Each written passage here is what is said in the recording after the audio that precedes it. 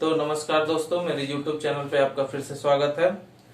तो जहां तक कि आपने अगर पिछले वीडियो में देखा था कि हमने क्या पढ़ाया था आपको कि क्या होते हैं आपके फायर एक्सटिंग्विशर, कितने प्रकार के होते हैं, इसमें क्या क्या आपकी कौन कौन से फायर एक्सटिंग्विशर आते हैं। उसके बाद हमने पढ़ाया था कि संकेतात्मक चिन्ह क्या होते हैं, आदेशात्मक चिन्ह क्या होते हैं, उसके बारे में हमने जाना था। तो आज के वीडियो में हम देखेंगे कि इलेक्ट्रिसिटी क्या होती है और ये किस प्रकार से फ्लो करती है, उसको हम आज इसमें देखेंगे। ठीक है, तो बेसिक कॉन्सेप्ट है आपका, जैसा कि आप देख रहे हैं इलेक्ट्रिसिटी। ठीक है, देखिए जैसा कि हम जानते हैं इलेक्ट्रिसिटी एक प्रकार की क्या है, ऊर्जा है। ठीक है, इलेक्ट्रिसिटी क्या है, एक प्रकार की ऊर्जा है जिसे ना तो हम देख सकते हैं और ना ही क्या कर सकते हैं, छू सकते हैं। इलेक्ट्रिसिटी क्या है, एक प्रकार की ऊर्जा है जिसे हम ना तो देख सकते हैं और ना ही छू सकते हैं। ठीक है, इसको केवल हम क्या कर सकते हैं, महसूस कर सकते हैं और इसके प्रभाव को क्या कर सकते हैं, हम देख सकते हैं। ठीक है, जैसे देखिए प्रभाव को कैसे देख सकते हैं, आप किसी बल्ब में क्या करें, इलेक्ट्रिसिटी से उसको कनेक्ट कर दे तो वो बल्ब क्या होगा, ग्लो करेगा। तो हम कहते हैं कि इसका ये प्रभाव है कि हमको क्या मिल रहा है, रोशनी मिल रहा है। तो मतलब क्या है, इसमें इलेक्ट्रिसिटी का फ्लो हो रहा है। ठीक है, तो बहुत सारे इसके प्रभाव होते हैं, बहुत सारे प्रभाव हम इसके देखते हैं। जैसे आपके घर में हीटर हो गया, मोटर हो गया, ठीक है, आपके बल्ब हो गए, ये सारे इसके प्रभाव हैं जिसको हम देखते हैं। ठीक है, लेकिन हम इसको ऐसे मतलब देख नहीं सकते हैं, बस क्या कर सकते हैं, महसूस कर सकते हैं। ठीक है, कि इलेक्ट्रिसिटी फ्लो हो रहा है। ठीक है, देखिए जैसा कि हम जानते हैं कांच को रेशम पे रगड़ने पर उसमें विद्युत का गुण आ जाता है। आपको पता है कि पहले आप बचपन में छोटे रहे होगे तो आप क्या करते थे, कंघी को बालों में रगड़ते थे। क्या करते थे, कंघी को बालों में रगड़ते थे और छोटे छोटे कागज के टुकड़े क्या करते थे, उस कंघी में क्या करते थे, चिपकना चालू हो जाते थे। यानी आप जब बालों से रगड़ रहे हो तो जो कंघी में आपके इलेक्ट्रॉन्स हैं वो क्या किए, आपके बालों में आ गए, जिससे वो क्या हुआ, पॉजिटिवली चार्ज हो गया। आपका कंघी क्या हुआ, पॉजिटिवली चार्ज हो गया। उसके बाद वो क्या करता है, कागज को अपने ओर आकर्षित कर लेता है, कागज के छोटे टुकड़ों को आकर्षित कर लेता है। वैसे ही आपका क्या होता है कि कांच को जब आप रेशम पर रगड़ते हो, कांच को जब आप रेशम पर रगड़ते हो तो उसमें भी क्या होता है, इलेक्ट्रिक फील्ड आ जाता है। यानी उसमें भी क्या होता है कि इलेक्ट्रॉन क्या होते हैं, रेशम में चले जाते हैं और उसपे क्या होता है, चार्ज आ जाता है, जो कि कागज के टुकड़ों को अपने ओर क्या करता है, आकर्षित कर लेता है। ठीक है, कागज के टुकड़ों को अपने ओर आकर्षित कर लेता है। लेकिन वैज्ञानिक मत के अनुसार देखिए प्रत्येक पदार्थ जो होते हैं उसमें क्या होता है, विद्युत का गुण होता है। बस आपको क्या है, कोई बाह्य बल लगा के उसके इलेक्ट्रॉन को क्या करना है, फ्लो कराना है, तो उसमें क्या होगा, विद्युत धारा का प्रवाह होना स्टार्ट हो जाएगा।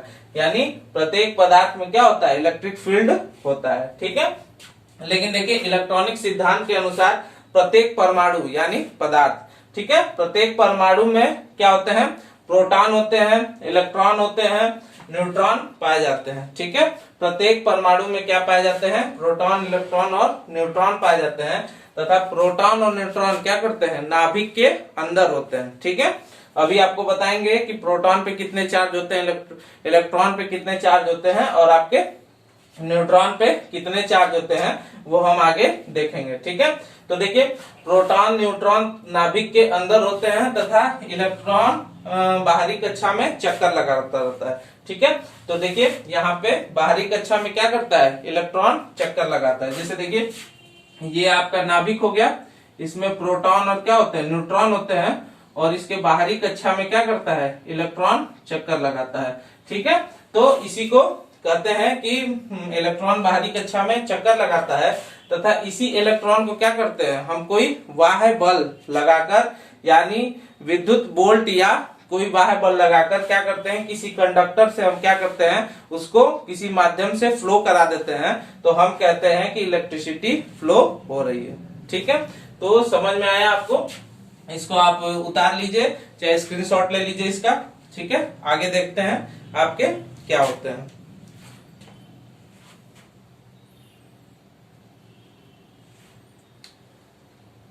ठीक है, तो देखिए अगला क्या है आपका,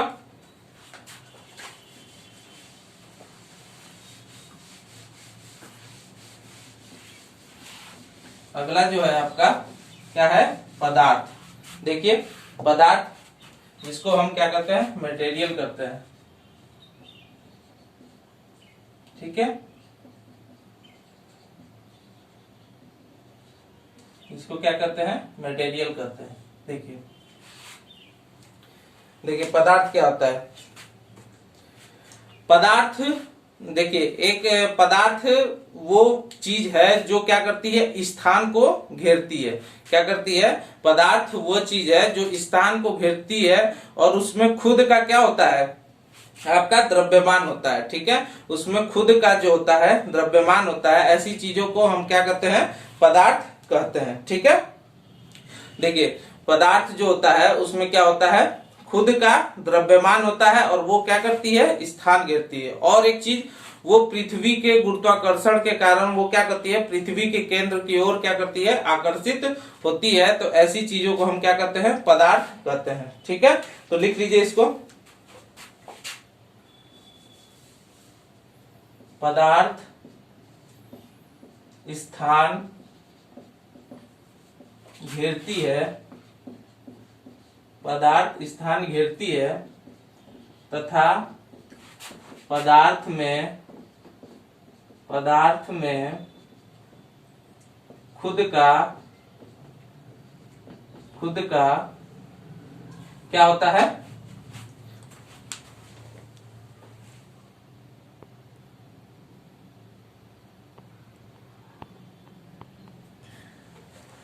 पदार्थ में खुद का क्या होता है आपका, देखिए पदार्थ स्थान घेरती है तथा पदार्थ में खुद का द्रव्यमान,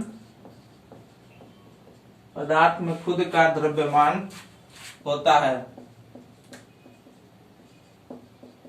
ठीक है, पदार्थ में खुद का द्रव्यमान होता है तथा यह पृथ्वी के गुरुत्वाकर्षण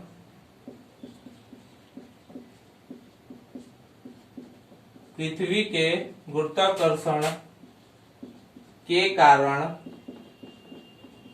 पृथ्वी के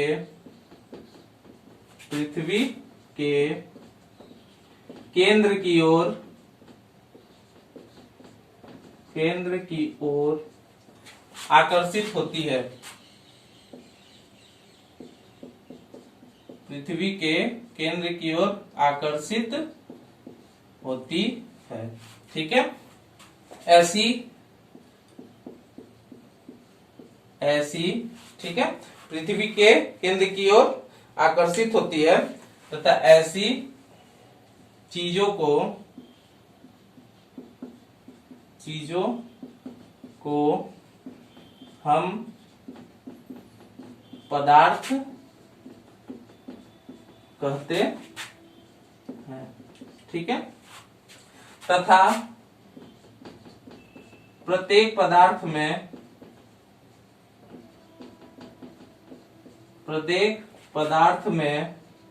आपके क्या पाए जाते हैं, परमाणु। ठीक है, प्रत्येक पदार्थ में परमाणु पाए जाते हैं। ठीक है, प्रत्येक पदार्थ में क्या पाए जाते हैं, परमाणु पाए जाते हैं। ठीक है, तथा प्रत्येक परमाणु के ठीक है अंदर अणु होते हैं,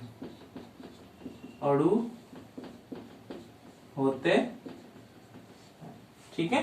तो आपको समझ में आया पदार्थ क्या होती है, पदार्थ स्थान घेरती है तथा पदार्थ का खुद का द्रव्यमान होता है तथा यह पृथ्वी के गुरुत्वाकर्षण के कारण पृथ्वी के केंद्र की ओर आकर्षित होती है। ऐसी चीजों को हम पदार्थ कहते हैं तथा प्रत्येक पदार्थ के अंदर परमाणु पाए जाते हैं तथा प्रत्येक परमाणु के अंदर अणु होते हैं। ठीक है, समझ में आया।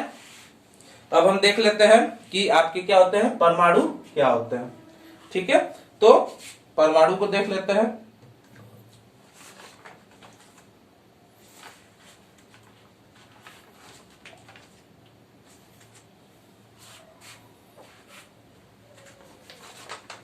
पहले क्या करते हैं, हम अणु को देख लेते हैं। ठीक है, तो देखिए अणु, जिसको हम क्या कहते हैं, आपके अणु को हम क्या कहते हैं, मॉलिक्यूल। ठीक है,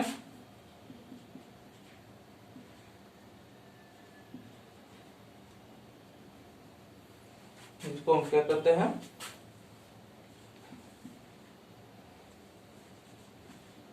ठीक है, मॉलिक्यूल। तो देखिए मॉलिक्यूल आपके क्या होते हैं, देखिए पदार्थ का, ठीक है, वह छोटा से छोटा कण,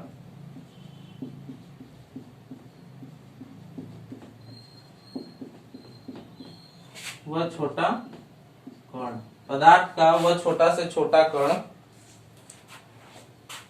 जो वास्तविक रूप से,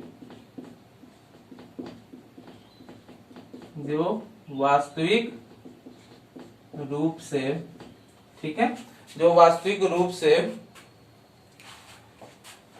भौतिक व रासायनिक क्रिया में, जो वास्तविक रूप से भौतिक व रासायनिक क्रिया में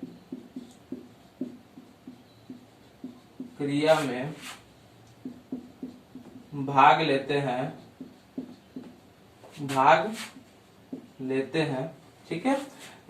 पदार्थ व छोटा से छोटा अणु, पदार्थ का वह छोटा से छोटा कण होता है जो वास्तविक रूप से भौतिक व रासायनिक क्रिया में भाग लेते हैं, उसे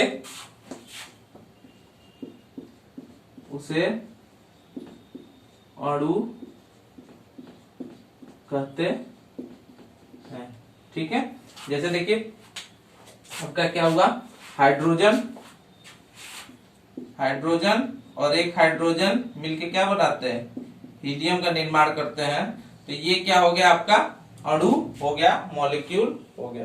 ठीक है, तो समझ में आया, मॉलिक्यूल क्या होते हैं, अणु, पदार्थ का वह छोटा से छोटा कण जो वास्तविक रूप से भौतिक व रासायनिक क्रिया में भाग लेते हैं, उनको क्या कहते हैं, अणु कहते हैं। ठीक है, तो यहां तक हो गया। अब देखते हैं हम क्या होते हैं, परमाणु क्या होते हैं। ठीक है, तो स्क्रीनशॉट ले लीजिए इसका।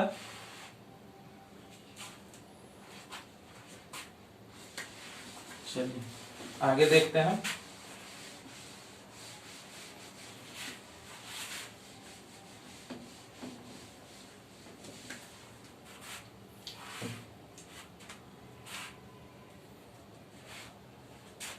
ठीक है, आगे देख लेते हैं हम लोग परमाणु।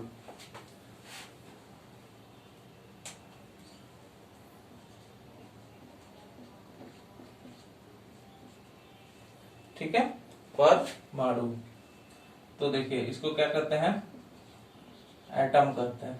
ठीक है, देखिए आगे आपका क्या है,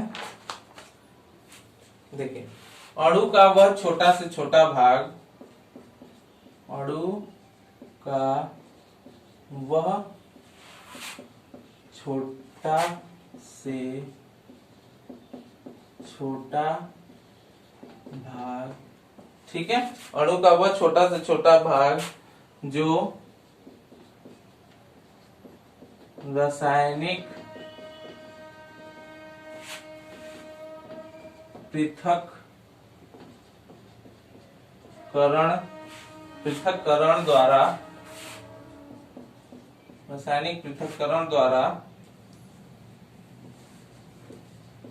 अलग किया जाता है। ठीक है, अलग किया जाता है। ठीक है, रासायनिक पृथक्करण द्वारा अलग किया जाता है, उसे ठीक है, रासायनिक पृथक्करण द्वारा अलग किया जाता है तथा इसमें सबसे छोटे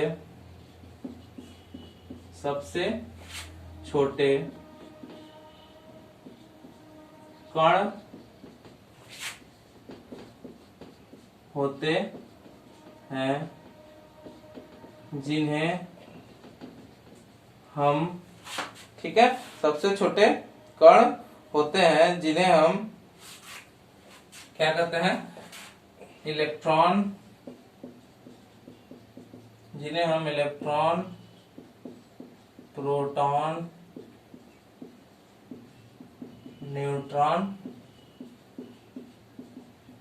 कहते हैं। ठीक है, क्या कहते हैं, सबसे छोटे कण होते हैं जिन्हें हम क्या कहते हैं, इलेक्ट्रॉन, प्रोटॉन और न्यूट्रॉन कहते हैं। ठीक है,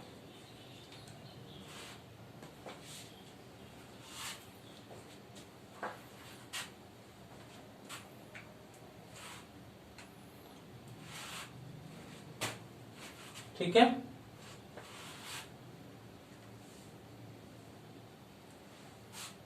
तथा अणुओं की संख्या, ठीक है, अणुओं की संख्या, ठीक है, अणुओं की संख्या परमाणु पर निर्भर करती है। अणुओं की संख्या परमाणु पर निर्भर करती है। ठीक है, करती है तथा परमाणु की संख्या पदार्थ पर निर्भर करती है। ठीक है, तो देखिए अणुओं की संख्या किस पर निर्भर करती है, परमाणु पर। ठीक है, तो परमाणु पर निर्भर करती है और परमाणु की संख्या पदार्थ पर निर्भर करती है। ठीक है, और ये कितने प्रकार के होते हैं, 3 प्रकार के होते हैं। ठीक है, तो पहला देख लीजिए क्या होते हैं, इलेक्ट्रॉन्स। ठीक है, दूसरा क्या होता है आपका, प्रोटॉन,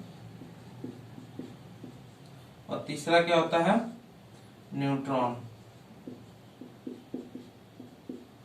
ठीक है, तो यहां देख लीजिए, यहां हम आपको लिखा देते हैं, यहां पे द्रव्यमान,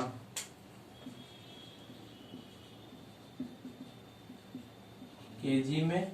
ठीक है, और यहां लिखाते हैं चार्ज, कूलाम में। ठीक है, ठीक है, चार्ज कूलाम में। तो देखिए इलेक्ट्रॉन का द्रव्यमान कितना होता है, 9.107 into 10 to the power -31 KG.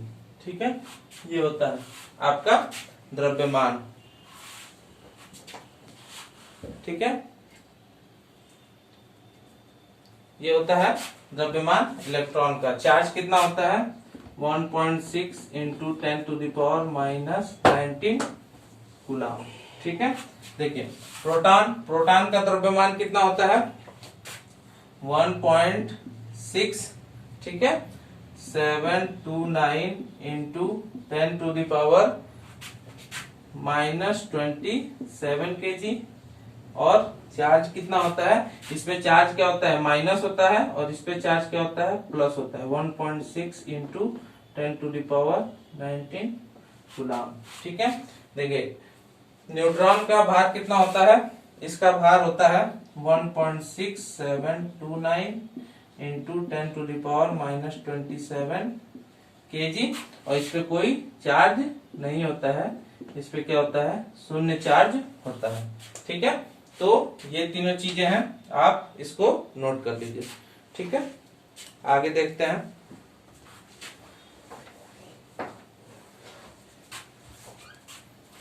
ठीक है, तो देखिए आगे चलते हैं।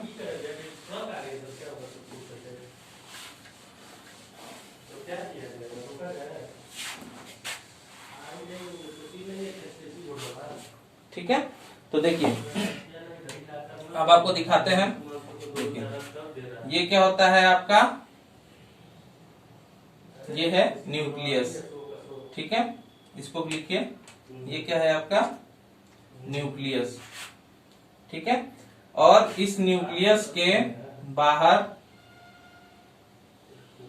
क्या होते हैं आपके इलेक्ट्रॉन्स घूमते हैं, ये है न्यूक्लियस। इसको लिख लीजिए।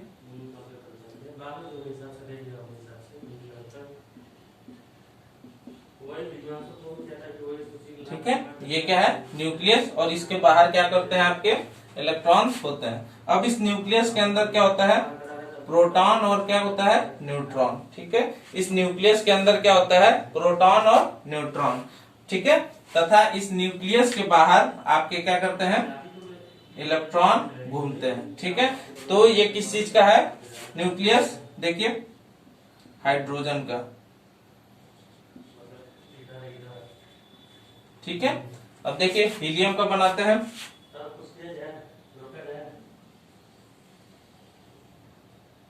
ठीक है, ये आपका हो गया हीलियम का।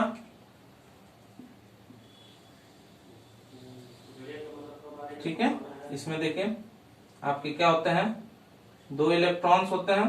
ठीक है, ये आपका हो गया प्रोटॉन, ये हो गया न्यूट्रॉन। यहाँ देख लीजिए, यहाँ लिख लीजिए, ये आपके क्या है इलेक्ट्रॉन्स, ये आपके क्या है इलेक्ट्रॉन्स। ठीक है, तो देखिए यहाँ पे न्यूक्लियस के अंदर आपके क्या हो गया, ठीक है, ये न्यूक्लियस के अंदर क्या हो गया आपके प्रोटॉन और न्यूट्रॉन हो गए, और बाहर आपके क्या हो गया इलेक्ट्रॉन्स। ठीक है, इलेक्ट्रॉन्स ये क्या करते हैं, जो न्यूक्लियस के क्या करते हैं चक्कर लगाते हैं। ठीक है, तो समझ में आया, ये किसका है हीलियम। ठीक है, ये किसका है, ठीक है, ये किसका है हीलियम। तो ये क्या हो गया हाइड्रोजन का हो गया, ये हीलियम का हो गया। ठीक है, अब देखिए इसी तरह आपको अलग अलग पदार्थों का क्या मिलेगा, अलग अलग स्ट्रक्चर मिलेगा।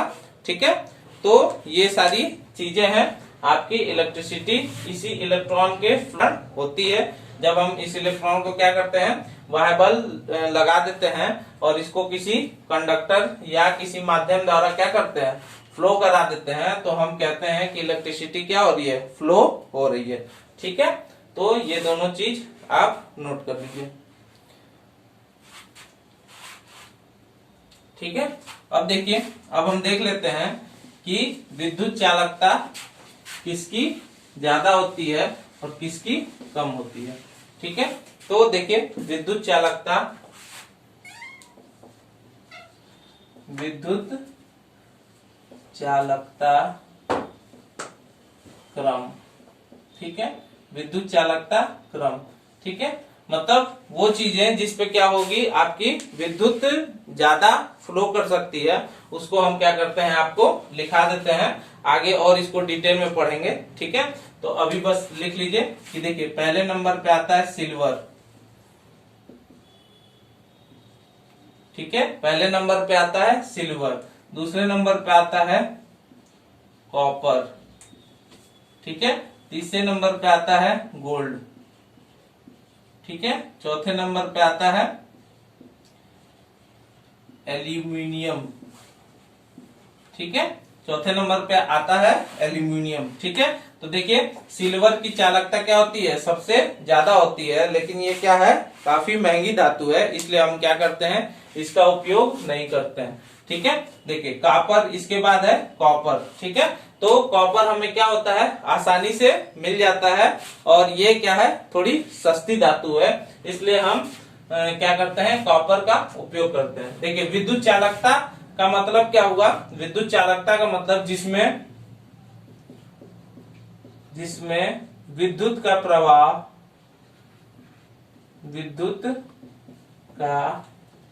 प्रवाह आसानी से होता हो। ठीक है, उसको हम क्या कहते हैं, विद्युत चालकता पदार्थ या विद्युत चालक पदार्थ कहते हैं। ठीक है, तो देखिए पहले नंबर पे सिल्वर, दूसरे नंबर पे कॉपर, तीसरे नंबर पे आपका क्या है, गोल्ड, और चौथे नंबर पे है एल्युमिनियम। ठीक है, तो देखिए कॉपर आपको आसानी से मिल जाती है, इसलिए जनरली हम लोग कॉपर का वायर, कॉपर की वाइंडिंग यूज करते हैं, क्योंकि इसकी विद्युत चालकता अच्छी होती है। उसके बाद क्या होता है, गोल्ड। तो गोल्ड आपका क्या है, काफी महंगी धातु है, ये हमें जल्दी से अवेलेबल नहीं होती है, इसलिए हम क्या करते हैं, गोल्ड का कम उपयोग करते हैं। उसके बाद उससे सस्ती धातु क्या होती है, एल्युमिनियम। तो इसका विद्युत चालकता थोड़ा कम होता है, लेकिन ये काफी सस्ती धातु है, इसलिए हम कहीं कहीं क्या करते हैं, एल्युमिनियम का भी उपयोग कर लेते हैं। ठीक है, तो आई होप आपको वीडियो पसंद आया होगा। तो वीडियो को लाइक करिए, शेयर करिए, कमेंट करिए। आगे की पढ़ाई, ये आपका पहला चैप्टर आज खत्म हो जाता है। ठीक है, पहला चैप्टर